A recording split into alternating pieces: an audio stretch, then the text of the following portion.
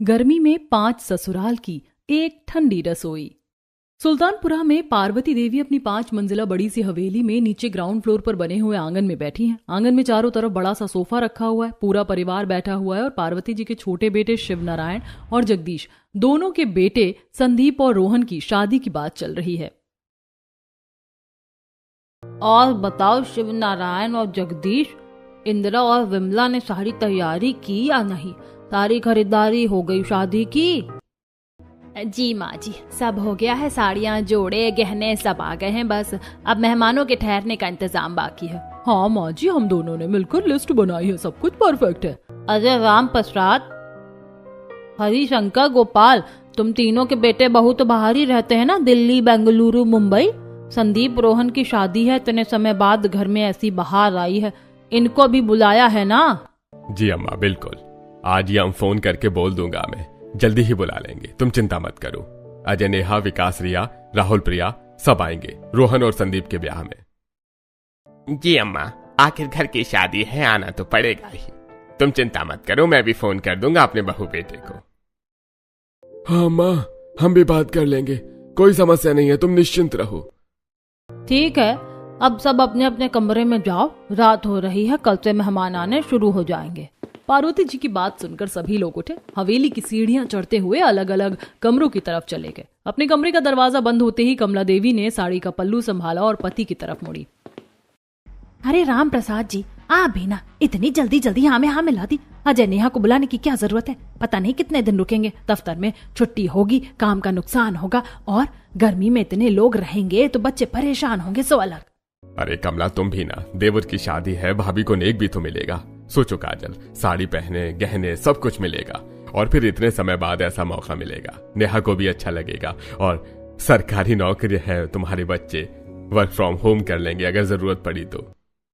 हाँ, आप तो बस नेग नेग कहते रहिए। ठीक है, जो आपकी मर्जी, फोन कर लो। राम प्रसाद जी कमला देवी को मना लेते हैं, वहीं दूसरी तरफ सरोज ने दरवाजा बंद किया और सीधे पति पर बरसी। हरिशंकर जी, आपने भी देख लिया ना, माँ जी ने कह दिया तो बस हाँ कह दिया। विकास, रिया को बुलाना है। पता है ना रिया कितनी बिजी रहती है, दफ्तर में कितना काम रहता है, छुट्टी मिलेगी या नहीं पता नहीं। अरे सरोज, थोड़ा तो सोचो। देवर की शादी है, रिया को भी मौका मिलेगा अच्छे नेक का और नई नई चीज देखने का, और हम भी अपने बच्चों के साथ थोड़ा समय बिता लेंगे। हम दोनों भी खुश रहेंगे। छुट्टी तो वो ही ले लेंगे, मैं फोन कर देता हूँ। अच्छा ठीक है, कर लो फोन, लेकिन याद रखना रसोई का सारा काम तुम्हारी बहू पर नहीं डालना। यहाँ हरिशंकर जी ने भी जैसे तैसे सरोज जी को बच्चों को बुलाने के लिए मना लिया था। वहीं सुशीला जी भी अपने कमरे में घुसी और पंखा तेज किया। अरे गोपाल जी, आप भी कमाल करते हो। राहुल, प्रिया को बुलाने की क्या जरूरत है? प्रिया तो कहती है कि ऑफिस में बहुत प्रेशर है, छुट्टी नहीं मिलेगी। अरे सुशीला, शादी है घर की, देवर देवरानी को देखकर प्रिया को भी अच्छा लगेगा, नेक मिलेगा, प्यार मिलेगा। और राहुल भी कह रहा था कि गर्मी में ब्रेक चाहिए। मैं फोन करता हूँ, तुम चिंता मत करो। वैसे भी गर्मियों की छुट्टी में तो बच्चे छुट्टियां लेकर घूमने जाते ही हैं। इस बार अपने घर आ जाएंगे, परिवार के साथ रहेंगे। हाय राम, ठीक है, अपने मन की कर लो, लेकिन मैं चुप नहीं रहूंगी। अगर कुछ गड़बड़ हुई तो देखना। राम प्रसाद जी, हरिशंकर जी और गोपाल जी अपनी अपनी पत्नियों को मना लेते हैं और तुरंत राम प्रसाद जी अजय को फोन लगाते हैं। हेलो अजय बेटा, सुनो, संदीप और रोहन की शादी है, तुम और नेहा दोनों आ जाओ। दोनों शादी में एंजॉय भी कर लेना और इस बार गर्मियों की छुट्टियां हमारे साथ बिता देना। हाँ पापा, पता था हमें, चाचा चाची ने भी फोन किया था। हमने तो 15 दिन की छुट्टी पहले ही अप्लाई कर दी है। नेहा ने पैकिंग शुरू कर दी है, कल सुबह फ्लाइट से हम यहाँ से निकल रहे हैं। हाँ, ये तो बहुत अच्छी बात है। राम प्रसाद जी ने अपने बेटे बहू को आने के लिए कह दिया था। वहीं दूसरी तरफ हरिशंकर ने विकास को कॉल किया। अरे बेटा विकास, तुम और रिया संदीप और रोहन की शादी के लिए कब तक आने वाले हो? बेटा, घर की इस जनरेशन की आखिरी शादियां हैं, तो मेरा मानना है कि तुम दोनों को जरूर आना चाहिए। अरे पापा, हम तो कब से तैयार हैं, बस आप लोगों के फोन का ही इंतजार कर रहे थे। चाचा चाची ने हमें पहले ही फोन कर दिया था। रिया ने तो सामान भी पैक कर लिया है, आप चिंता मत करो, हम लोग कल ही फ्लाइट से पहुंच जाएंगे। रिया और विकास पहले से ही आने के लिए तैयार थे। दूसरी तरफ गोपाल ने भी अपने बेटे बहू राहुल और प्रिया को फोन किया। अरे बेटा राहुल, तुम्हें तो पता ही होगा कि संदीप और रोहन की शादी अगले ही हफ्ते है। मेरा मानना है कि हमें पूरे परिवार के साथ शादी में शामिल होना चाहिए। भले ही हम लोग अलग अलग रहते हैं, लेकिन अभी भी घर और परिवार तो एक ही है ना। हाँ पापा, प्रिया ने टिकट बुक करवा दी है। संदीप और रोहन भी हमें पहले ही बोल चुके हैं और हम दोनों बहुत एक्साइटेड हैं, हम आ जाएंगे। गोपाल जी भी अपने बहू बेटे को बुलाकर खुश हो जाते हैं। इसी तरह सभी अपने अपने बहू बेटे को शादी में घर बुला लेते हैं। तीनों कमरों से फोन रखने के बाद पति पत्नी एक दूसरे को देखकर मुस्कुराते हैं। आखिर उनके बेटे बहू बाहर से आने वाले थे। अगले दिन सुबह सुबह हवेली का दरवाजा खुला। 3 अलग अलग टैक्सियां एक के बाद एक आईं। पूरा परिवार उत्सुकता से दरवाजे पर इकट्ठा हो गया। पहली टैक्सी से अजय और नेहा उतरे। नेहा ने बड़े बड़े सूटकेस खींचते हुए थकी हुई लेकिन मुस्कान के साथ अंदर कदम रखा। अरे वाह, फाइनली हम अपने घर आ ही गए। आखिर कितनी गर्मी है बाहर, ऐसा लग रहा है टेम्परेचर आउट ऑफ माइंड चला गया है। हमसे ज्यादा डिग्री तो सूरज लेकर घूम रहा है। हाँ यार, दिल्ली से निकलते ही गर्मी ने घेर लिया था। दिल्ली में इतनी तेज गर्मी पड़ती है, लेकिन फिर भी सुल्तानपुरा की गर्मी बड़ी खतरनाक है। आ गए मेरे बच्चे। अरे वाह नेहा बेटी, कितनी सुंदर लग रही हो। आओ आओ बेटी, कितने कितने दिन बाद आते हो तुम लोग। मम्मी जी प्रणाम, बहुत याद आई थी आपकी। दादी जी कहाँ है? बस तुम दोनों अब आ गए ना, आप सब ठीक है। अजय तू भी आ बेटा, कितना दुबला हो गया लगता है। काम के चक्कर में दोनों पति पत्नी खाना पीना छोड़ देते हो। अच्छा किया बेटा, समय पर आ गए। चलो अंदर आओ, ठंडा पानी पी लो। नेहा और अजय सभी लोगों से मिल रहे थे, तभी दूसरी टैक्सी दरवाजे पर रुकी और उसमें से विकास और रिया उतरे। रिया ने सनग्लासेस उतारकर मुस्कुराया और तेज कदमों से अंदर आई।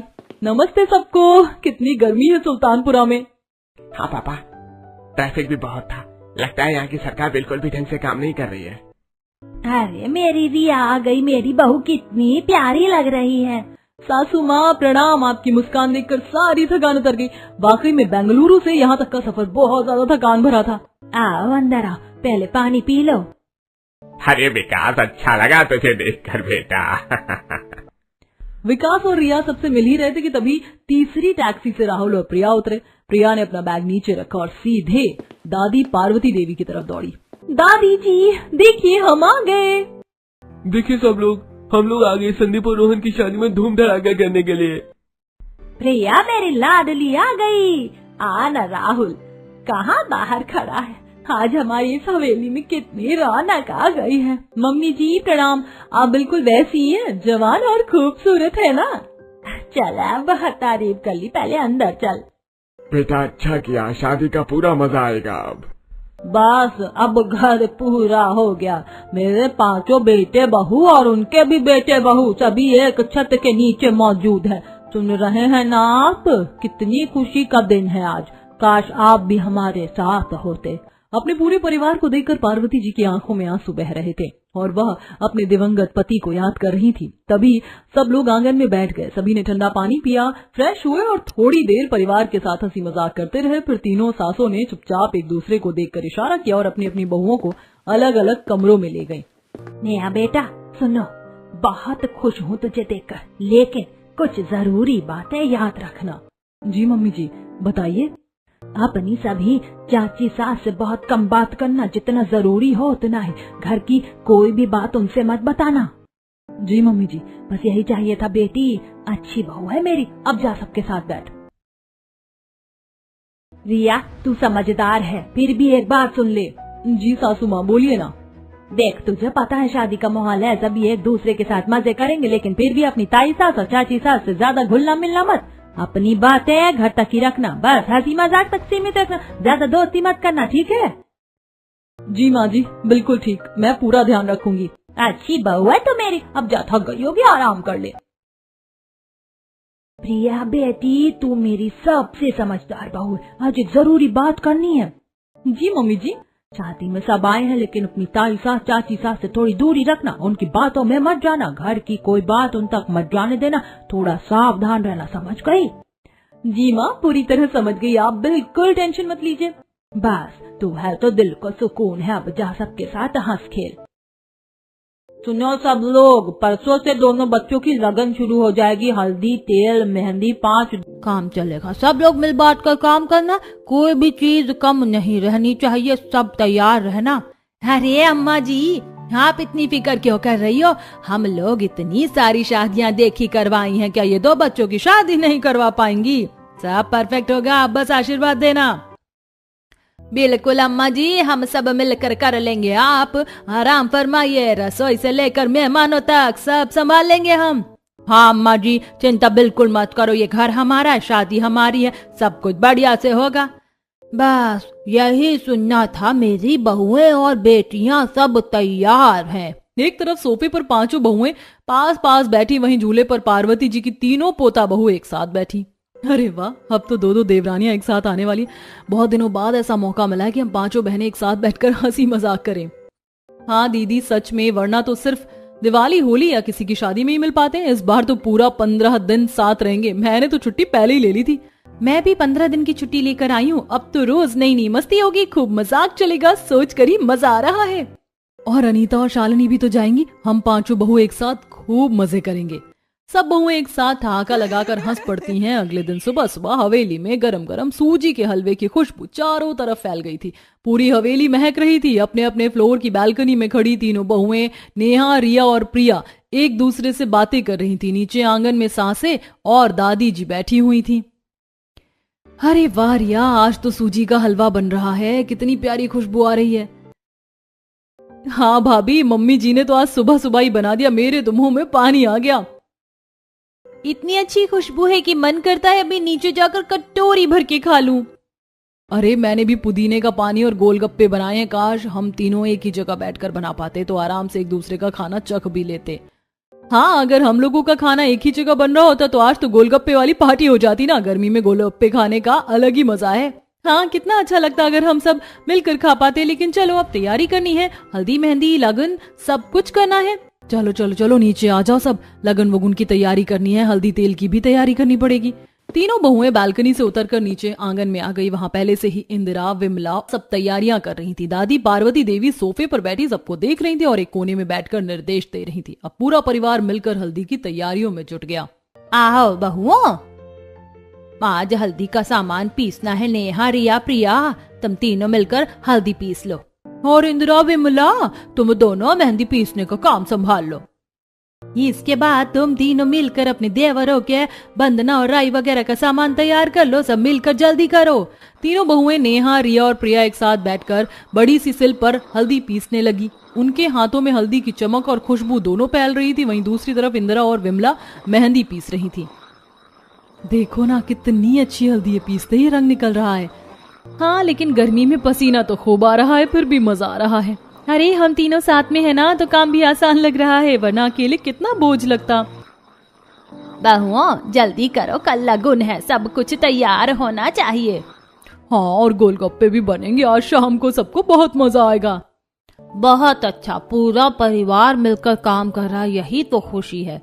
पूरी हवेली में हल्दी, मेहंदी और लगन की तैयारियों का माहौल छा गया था। हंसी ठहाके, बातें और काम के साथ साथ गर्मी का मौसम भी अपने चरम पर था। तीनों सासें चुपके चुपके अपनी बहुओं पर नजर रखे हुए थी, जबकि तीनों बहुएं एक दूसरे के साथ हल्के फुल्के मस्ती मजाक करते हुए काम में लगी हुई थी। लगन और हल्दी के बाद शादी का दिन आ गया। सुल्तानपुरा की बड़ी हवेली में रोशनियां, फूलों की मालाएं और शहनाई की धुन गूंज रही थी। दोनों देवर संदीप और रोहन दुल्हनों के साथ बाजार में जाने वाले थे। तीनों बड़ी बहुएं नेहा, रिया और प्रिया तैयार होकर नाच रही थीं। लो चली मैं अपने देवर की बारात लेकर, लो चली मैं। अरे यार, ये वाला गाना लगवा दो जोर से। देवर दूल्हा बना, सर पर सहरा सजा, भाभी बढ़कर आज बलैया लेती है। हाँ, आज तो पूरा जोश है, देवर की शादी है। तीनों बहुएं भारी भारी लहंगे पहनकर बारात के साथ डांस करती हुई गई। पूरा परिवार उनका उत्साह देखकर मुस्कुरा रहा था। शादी की रस्में धूमधाम से पूरी हुई। दोनों देवर संदीप और रोहन अपनी अपनी दुल्हनों के साथ हवेली में वापस आए। गृह प्रवेश के दौरान नेहा, रिया और प्रिया दरवाजे पर खड़ी थी। उन्होंने दोनों नई बहुओं की आरती उतारी और नजर उतारी। आओ देवरानियों, स्वागत है तुम्हारा। अब हमारी गैंग 3 से 5 हो गई। बहुत सुंदर लग रही हो दोनों, एकदम चांद का टुकड़ा। अगर कोई भी हम पांचों को एक साथ देख लेगा तो नजर ही लग जाएगी हम लोगों को। तो चलो भाई, अब हमारी छोटी देवरानियां भी आ गई हैं। अब हम लोग खूब हुक्म चलाएंगे और खूब सेवा करवाएंगे इन लोगों से अपनी। आखिर हम लोग जेठानी बन गए हैं। आरती के बाद तीनों बड़ी बहुएं अपनी अपनी सास के इशारे पर अपने कमरे में जाती हैं और नई बहुओं की सास इंदिरा जी और विमला जी भी उन्हें अलग अलग ले गईं। सुनो बहू, ये तुम्हारी बड़ी सास है ना, तीनों ताई सास और चाची सास, इनसे थोड़ा दूर रहना, ज्यादा जवाब मत देना, ज्यादा देर तक इनके पास मत बैठना। हम सभी एक घर में जरूर रहते हैं, लेकिन पता नहीं किसके मन में क्या चल रहा है, इसीलिए तुम खूब दूरी बना कर रखना। जी मम्मी जी, मैं ध्यान रखूंगी। देखो, इस हवेली में तुम्हारी 4 सास और रहती हैं, 4 ताई सास हैं, लेकिन ध्यान रहे कि उन लोगों से ज्यादा घुलना मिलना नहीं है, ना ही ज्यादा बातचीत करनी है। वो लोग भी अपनी बहू को हमारे आसपास ज्यादा देर तक नहीं रहने देती। बेटा, बाकी तुम खुद समझदार हो। जी मम्मी जी, मैं समझ गई।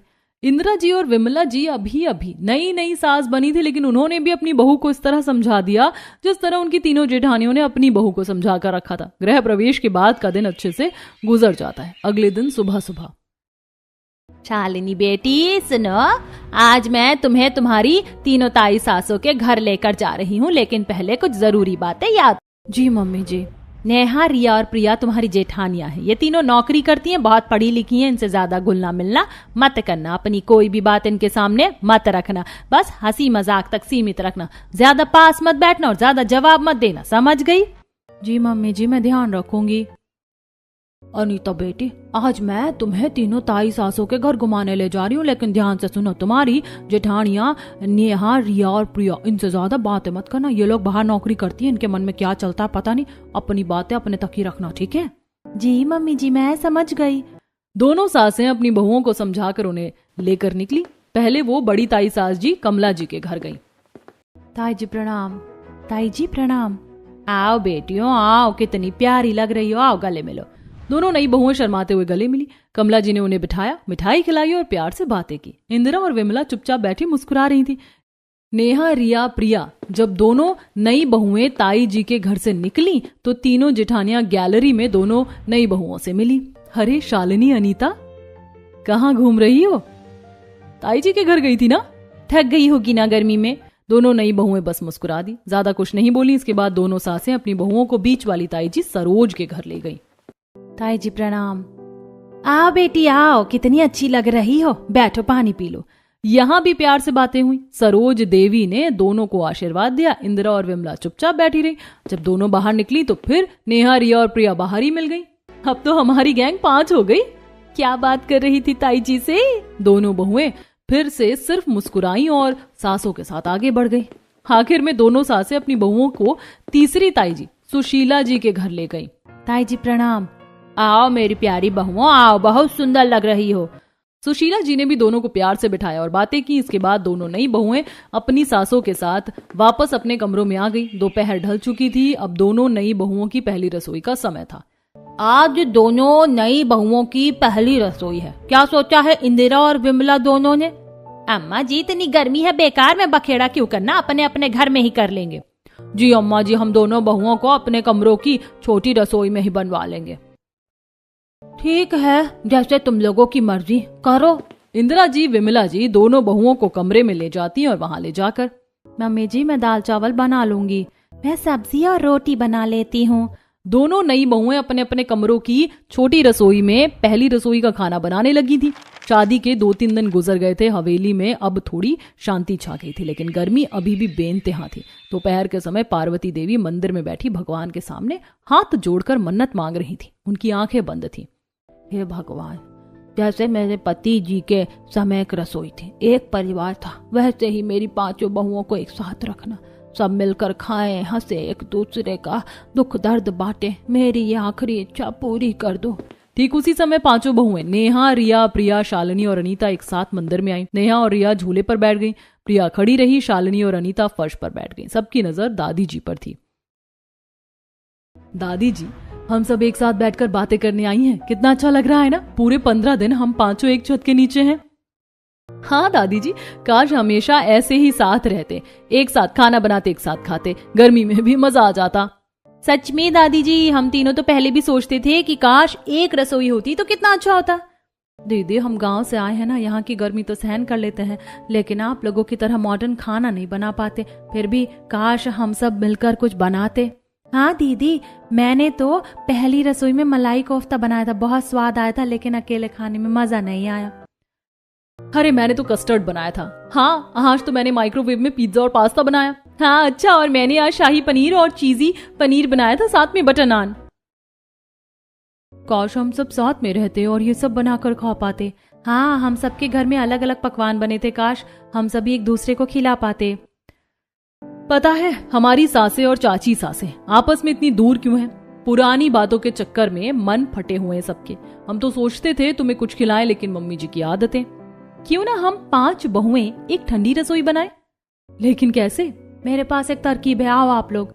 सभी बहुएं आपस में कुछ प्लान बनाकर फुसफुसाने लगी और शाम को जब सब बहुएं अपने अपने कमरों में गईं तो हर बहू अपनी सास से बात करने लगी। लेकिन इस बार बातें अलग थी।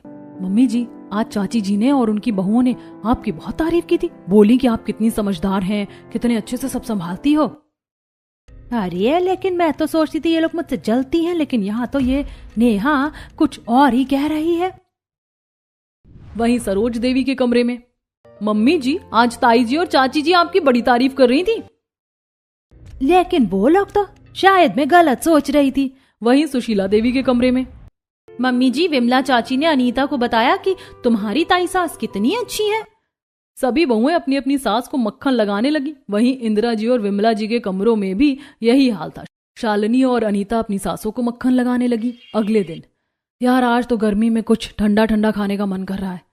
हाँ, मैं नींबू शिकंजी बना लाई हूँ, लेकिन अकेले पीने में मजा नहीं। अरे भाभी, तुम्हें पता है हमारी सासें मानेंगी नहीं। दीदी क्यों ना हम कहीं बाहर चलें? हाँ, और हम मिलकर कुछ करें। शाम को सब बहुएं बाजार गईं, खरीदारी की, कैफे में बैठकर हंसी मजाक किया। वापस आकर हर बहू अपनी सास को मना रही थी। मम्मी जी बस थोड़े दिन के लिए हम 5 मिलकर एक रसोई बना ले, छुट्टी भी खत्म होने वाली है। सासू माँ, आपकी बहुएं एक हो जाएं तो कितना अच्छा लगेगा। प्रिया, शालिनी और अनीता भी अपनी अपनी सासों को ऐसे ही मना रही थी। ठीक है, तुम लोग जो करना चाहो कर लो। सरोज और सुशीला भी मान गई। इंदिरा और विमला ने भी हामी भर दी। अगले दिन सुबह पूरा परिवार आंगन में इकट्ठा था। दादी पार्वती देवी खुशी से देख रही थी।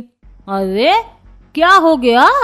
तुम सब बच्चियों की तरह क्यों नाच रही हो? दादी जी गजब हो गया, हम 5 बहुओं ने मिलकर फैसला किया। दादी आप 5 बहुओं को एक नहीं कर पाई, हमने कर दिया। अब इस घर में 5 चूल्हे नहीं, सिर्फ एक ठंडी रसोई होगी। 5 बहुएं मिलकर आंगन साफ करने लगी। एक मिट्टी ला रही थी, दूसरी गोबर, तीसरी लकड़ी। 5 जाकर बाजार से मिट्टी के बर्तन, मिट्टी का कुकर, तवे खरीद लाए। उन्होंने आंगन के कोने में पारंपरिक चूल्हा बनाया, गोल, मजबूत, गांव जैसा। दीदी हम गांव से हैं, चूल्हा बनाने का तरीका हमें आता है, हम बना लेंगे, आप बाकी काम करो। थोड़ी देर में ही आंगन में चूल्हा तैयार हो गया। चूल्हा तैयार होते ही 5 बहुएं एक दूसरे को देखकर खिलखिला पड़ी। सुबह के 6:30 बजे थे। सूरज अभी ऊपर नहीं चढ़ा था, लेकिन हवेली के आंगन में गर्म हवा पहले से ही घूम रही थी। नेहा ने सबसे पहले एक बड़ी लोहे की परात निकाली और उसमें आटा डालकर गूंथना शुरू कर दिया। रिया ने चूल्हे के पास लकड़ी का छोटा ढेर लगाया, एक माचिस जलाकर आग सुलगाई। धुआं उठते ही शालिनी ने हवा की। चलो बहनों, आज हमारी ठंडी रसोई का असली दिन शुरू होता है। कोई भी काम अकेले नहीं करेंगी, हम 5 बारी बारी से सब कुछ करेंगी। गर्मी आएगी तो पानी पीते रहेंगे, थकान लगे तो 1 मिनट आराम करेंगे। ठीक है दीदी, सबसे पहले मैं ठंडे पेय बना रही हूँ ताकि सबको तुरंत ठंडक मिले। गर्मी में पहले पेय फिर खाना। रिया ने सबसे पहले बेलगिरी के सूखे टुकड़े एक मिट्टी के बर्तन में डाले, उसमें पानी डालकर चूल्हे पर चढ़ा दिया। 15 मिनट बाद जब उबाल आया तो उसमें काली मिर्च और सेंधा नमक डाला। फिर नींबू निचोड़कर शिकंजी तैयार की। एक बड़ा जग भर गया। उसी के साथ उसने पुदीने की ताजी पत्तियां धोकर मिक्सर में पीस डाली। उसमें ठंडा पानी, नमक और थोड़ा शक्कर मिलाकर पुदीने का पानी बना लिया। लो दीदी, बेलगिरी शरबत और पुदीने का पानी तैयार है। गर्मी में ये दोनों पीने के बाद शरीर ठंडा हो जाता है। प्रिया ने 2 बड़े आम छीले, उन्हें छोटे टुकड़ों में काटा, फिर एक अलग मिट्टी के बर्तन में डालकर चूल्हे पर चढ़ाया। उसमें पानी, चीनी और इलायची डालकर पन्ना बनाया। साथ ही उसने ठंडा दही निकाला, उसमें जीरा भूनकर पुदीना और नमक मिलाकर रायता जैसा ठंडा दही तैयार कर लिया। फ्रूट सलाद के लिए उसने मौसम के फल तरबूज, खरबूज और अनार काटकर एक बड़े बाउल में रख दिए। दीदी, आम पन्ना गर्मी का राजा है और ये ठंडा दही खाने के बाद पेट भी शांत रहेगा। नेहा ने सत्तू तैयार किया। भुने चने, जौ और मूंगफली को पीसकर सत्तू बनाया। फिर उसी सत्तू के पराठे बेलने लगी। आटे में सत्तू मिलाकर गूंथा, फिर तवे पर सेका। साथ में घर का ठंडा छाछ भी निकाल लिया, जिसमें नमक और जीरा मिलाया। सत्तू गर्मी में सबसे अच्छा कूलेंट है। हमारे पति लोग तो इसे खाकर ऑफिस भी जा सकते हैं। शालिनी ने मलाई कोफ्ता बनाना शुरू किया। पहले पनीर को काटकर उसके गोले बनाए, फिर टमाटर, प्याज, लहसुन को चूल्हे पर भूना, मलाई डालकर ग्रेवी बनाई। दीदी मलाई कोफ्ता बनाने में तो पूरा घंटा लग गया। गर्मी में चूल्हे के पास खड़े रहना मुश्किल है, लेकिन खुशबू देखो, पूरा आंगन महक रहा है। अनीता ने गोलगप्पे के लिए सूजी का घोल तैयार किया। सूजी, मैदा, नमक मिलाकर गूंथा, फिर छोटी छोटी पूरियां बेलकर तेल में तली। खीर के लिए दूध उबाला, चावल डाले, फिर इलायची और ड्राई फ्रूट्स मिलाया। आखिर में ठंडी रसमलाई भी बनाकर रख दी। दीदी गोलगप्पे गर्मी में सबसे मजेदार है। पानी में नींबू, नमक, जीरा डाला है, चटपटा स्वाद आएगा। पांचों बहुओं ने मिलकर ससुराल की एक ठंडी रसोई बना ली थी, लेकिन थोड़ी देर बाद उफ दीदी धुआं बहुत हो रहा है, आंखें जल रही हैं और सांस फूल रही है। कोई बात नहीं, मैं यहाँ बैठकर पंखा झुलाती हूँ, तुम पीछे हट जाओ। पानी की बोतल पास रखो, हर 10 मिनट में 2 घूंट पीती रहना। दीदी मेरे हाथों में बहुत दर्द हो रहा है, 20 पराठे बेल लिए, अब कमर भी टूट रही है। चलो मैं बेलती हूँ, तुम कोफ्ते की ग्रेवी देखो, हम बारी बदलते रहेंगे, कोई अकेला नहीं थकेगा। दीदी गोलगप्पे तलने में तेल बहुत गर्म हो रहा है, एक एक करके तलना पड़ रहा है, देर हो रही है। कोई बात नहीं, हम सब साथ हैं, एक काम खत्म करो तो दूसरी मदद करेगी। फिर भी पांचों बहुएं हंसती बोलती एक दूसरे को पानी पिलाती हैं, पंखा झलती रहती हैं। ठीक 8:30 बजे सब कुछ तैयार हो गया। सुबह का पूरा मेन्यू एक साथ परोसा गया, बड़ी दरी बिछाई गई, पूरा परिवार आंगन में आ गया। दादी, पांचों सासें, ससुर जी, पति लोग, नई बहुएं सब बैठ गए। आज मेरी हवेली फिर से जीवित हो गई। 40 साल बाद ये माहौल देखा है मैंने। मेरी पांचों बहुएं, तुमने कमाल कर दिया। दोपहर में थोड़ा आराम करने के बाद शाम 5 बजे फिर चूल्हा जलाया गया। इस बार अलग डिशेस बनी थी। नेहा ने ठंडी खीर का शरबत और सत्तू का लड्डू बनाया। रिया ने नारियल पानी और नींबू सेंधा नमक का पानी और पुदीना अदरक का शरबत बनाया। वहीं प्रिया ने ठंडा आम का रस, दही भल्ले, फ्रूट चाट तैयार की और शालिनी ने पालक पनीर, मिक्स वेज पराठा, रोटी और अनीता ने ठंडी रसमलाई और चावल की खीर बनाई। सभी ने फिर खाना खाया, लेकिन थकान की वजह से सब सो गए। अगले दिन सुबह 6 बजे आंगन पूरी तरह खुल गया। पूरा परिवार पहले से ही इकट्ठा हो गया था। दीदी कल रात नींद नहीं आई, आज हाथ उठाने की भी ताकत नहीं है। फिर भी हम करेंगे, एक दिन की छुट्टी नहीं ले सकते। दीदी लकड़ी खत्म हो गई है, चूल्हा बुझ रहा है। चलो मैं और अनीता बाजार से लकड़ी ला रहे हैं, तुम लोग बाकी काम शुरू करो। अरे बहुओं, इतना धुआं, तुम लोग थक जाओगे। छोड़ो, ये लोग मना कर रही थी, अब देखो कितना मजा ले रही हैं। लेकिन सब सासें खुद पानी लेकर आ गई और बहुओं को पंखा झलने लगी। दीदी 11 बजे गर्मी 46 डिग्री हो गई है, चूल्हे के पास खड़े होना मुश्किल है।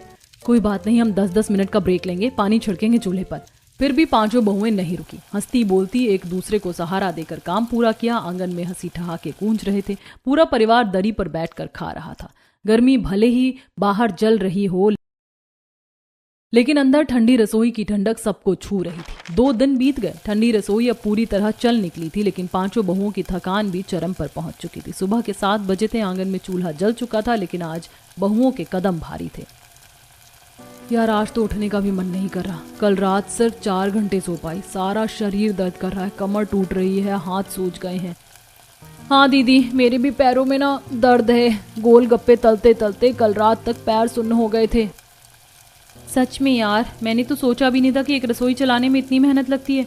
गर्मी, धुआं, लगातार खड़े रहना, लेकिन जब पूरा परिवार एक साथ बैठकर खाता है तब सारी थकान गायब हो जाती है।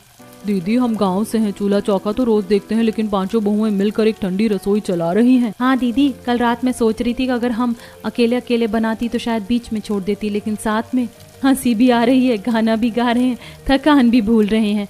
फिर भी पांचों बहुएं काम में जुड़ गई। आज सुबह का मेन्यू थोड़ा हल्का रखा गया था, क्योंकि सब थकी हुई थी। परिवार फिर से आंगन में इकट्ठा हुआ। दादी पार्वती देवी खुशी खुशी देख रही थी। सासें भी अब खुद बहुओं को पानी पिला रही थी और पंखा झल रही थी। बहुओं आज थोड़ा आराम कर लो, हम सासें भी मदद करेंगी। हाँ, अब हम भी समझ गए हैं कि एक रसोई कितनी मेहनत की चीज है। 15 दिन पूरे हो चुके थे, जाने का समय आ गया था। सुबह के 8 बजे तीनों बड़ी बहुएं नेहा, रिया और प्रिया अपना बैग लेकर नीचे आंगन में खड़ी थी। शालिनी और अनीता दोनों की आंखों में आंसू थे। पांचों बहुएं एक दूसरे से चिपक कर रो रही थी। मेरी बच्चियों, अब फिर कब मिलोगी? यह हवेली फिर सूनी हो जाएगी। मेरे मरने से पहले तुम सबको एक साथ देख लिया, बस यही काफी है। दादी जी चिंता मत करो, हमारा प्यार कभी कम नहीं होगा। हम रोज वीडियो कॉल करेंगे, आपका आशीर्वाद हमेशा हमारे साथ रहेगा। दादी जी, हमने मिलकर जो ठंडी रसोई बनाई है, काश वो हमेशा की हो पाती। पीछे तीनों सासें और इंदिरा विमला खड़ी थी। उनकी आंखें भी नम थी। दादी जी ने गहरी सांस ली और कहा, लेकिन मैं तो चाहती थी कि मेरे मरने से पहले ये चूल्हा एक हो जाए, पांचों बहुएं एक साथ रसोई में खाना बनाए। दादी जी, इसीलिए तो हमने ये सब किया। ससुराल में हम 5 बहुओं की ठंडी रसोई कितनी मजेदार थी। रिया, प्रिया, शालिनी, अनीता एक साथ रोते हंसते हुए खुश थीं। आंसू और हंसी एक साथ बह रही थी। कमला देवी आगे खड़ी और तीनों देवरानियों को गले लगा लिया। तभी हम पांचों देवरानियां जेठानियां भी अब एक हो गई हैं। इंदिरा, विमला, तुम भी हमारे साथ हो। अब कोई दूरी नहीं रहेगी, पुरानी बातें भूल जाते हैं। हाँ, नई पीढ़ी ने हमें सिखा दिया कि दीवारें कैसे तोड़ी जाती हैं। अब हम सब मिलकर इस ठंडी रसोई को चलाएंगे, भले ही बहुएं बाहर चली जाएं। पूरा परिवार एक दूसरे से गले मिला। ससुर जी, पति लोग, नई बहुएं, सबकी आंखें नम थी। ठीक उसी पल नेहा के फोन पर नोटिफिकेशन की आवाज आई। अरे, ऑफिस से मेल आया है, प्रोजेक्ट 2 दिन के लिए पोस्टपोन हो गया, हम 2 दिन और रुक सकते हैं। मेरा भी पोस्टपोन हो गया। दीदी, फिर से ठंडी रसोई, फिर से गोलगप्पे, फिर से मलाई कोफ्ता। सबने बैग वापस कमरों में रख दिए। 5 बहुएं अब एक हो चुकी सांसें मिलकर आंगन में गईं। चूल्हा फिर से जलाया गया। फिर से वही ठंडक, वही हंसी, वही परिवार और वही ठंडी रसोई। अब मेरी इच्छा पूरी हो गई। मेरी 5 बहुएं, एक रसोई, एक परिवार। इस तरह सुल्तानपुरा की उस पुरानी 5 मंजिला हवेली में गर्मी के उन 15 दिनों में 5 ससुराल वाली बहुओं ने मिलकर एक ठंडी रसोई बना दी। परिवार की ठंडक अब पंखे या एसी में नहीं, बल्कि एक दूसरे की प्यार, समझ, एकता और सम्मान में थी।